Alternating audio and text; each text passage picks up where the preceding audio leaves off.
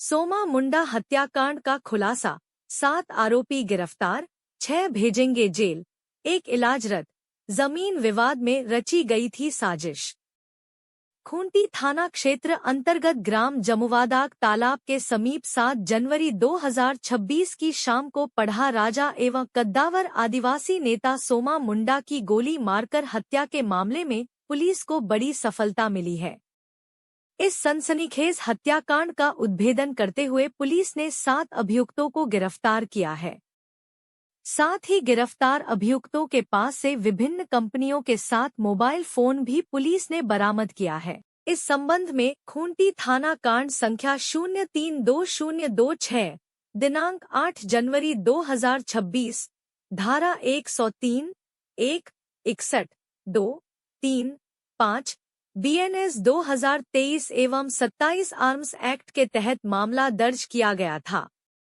त्वरित कार्रवाई के लिए खूंटी एसपी मनीष टोप्पो के निर्देश पर तोरपा एसडीपीओ की अगुवाई में एक एसआईटी का गठन किया गया था।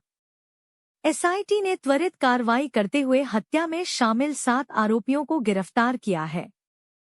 पूछताछ में आरोपियों ने स्वीकार किया है कि जमीन विवाद के कारण सोमा मुंडा की हत्या की गई थी। जियारप्पा स्थित 3 एकड़ 16 डिसमिल जमीन विवाद मामले में हत्या की साजिश रची गई थी। छापामारी टीम का नेतृत्व तोरपा अनुमंडल पुलिस पदाधिकारी क्रिस्टोफर केरकेट्टा कर रहे थे। इस टीम में खूंटी के विभिन्न थानों के थाना प्रभारी एवं पुलिस पदाधिकारी शामिल थे। अन्य आरोपियों की तलाश जारी है। पुलिस ने बताया कि हत्याकांड में शामिल 2 शूटर समेत अन्य फरार आरोपियों की पहचान कर ली गई है तथा उनकी गिरफ्तारी के लिए लगातार छापामारी की जा रही है। रिपोर्टर जितेंद्र सार, बुंडू, खूंटी। उस जमीन पे काम करा रहे थे, जो काम करा रहे थे प्लस इस जमीन पे ना आकर के भी पीछे से वो इनको मदद कर रहे थे या फिर प्लान बना रहे थे, वैसे लोग हैं। इसमें मारने और मरवाने वाला में से कोई नहीं है। देवव्रत एक जमीन के काम करते हैं। इनके ऊपर पहले भी कांके थाना में आर्म्स एक्ट और अन्य धाराओं में केस दर्ज हुआ है, जो कि कांके थाना कांड संख्या 90/2025 दिनांक 27/3/25 है। पालकोट से इसका क्या रिश्ता है?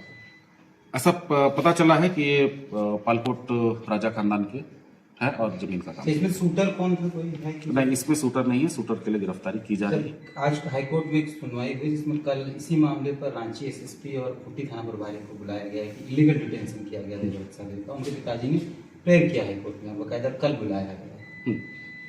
नहीं, हम लोग 24 घंटे के अंदर हम लोग कोर्ट में प्रोड्यूस कर दिए हैं और इस तरह की बात जो है वो नहीं होगी।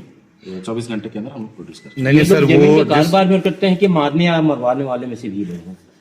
देखिए, ये जमीन का काम करते हैं और जमीन अगर इनको सीधे तौर पे आराम से नहीं मिले तो इस तरह के कामों में संलिप्त होते हैं। इन लोगों की सिक्योरिटी के आधार पर इनकी गिरफ्तारी की गई। हमारा अपना टेक्निकल और ह्यूमन इंट के आधार पे हम लोग इनसे पूछताछ किए। पूछताछ के क्रम में ये टूट गए और इन्होंने अपनी स्वीकृति दी। सर, इतने बड़े मामले में आप लोगों ने इस उद्भेदन को किया है, आपने बाकायदा प्रेस कॉन्फ्रेंस करके आप बता रहे हैं।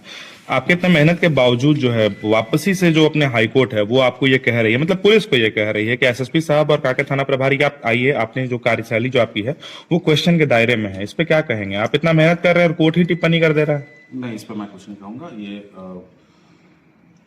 मुझे शूटर नहीं गिरफ्तार हुआ। अगर जैसे सुभाष मुंडा हत्याकांड में साजिशकर्ता गिरफ्तार हुए, शूटर नहीं गिरफ्तार हुए अभी तक, और कोर्ट ने साजिशकर्ताओं को बेल दे दिया यह कहकर कि सिर्फ कन्फेशन के आधार पर इनकी गिरफ्तारी हुई। हम लोग उम्मीद कर रहे हैं कि 1 से 2 दिन में हम लोग शूटर गिरफ्तार करेंगे। और कितने लोगों की शामिल होने की संभावना है?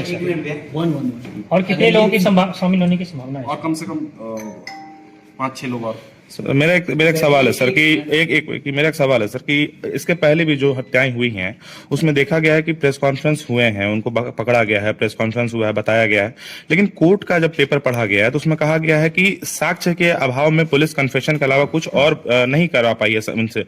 इस केस में भी ऐसा ही होगा या कुछ आगे बढ़ेगा? नहीं, हम लोग साक्ष्य के साथ इस केस को क्लोज करेंगे।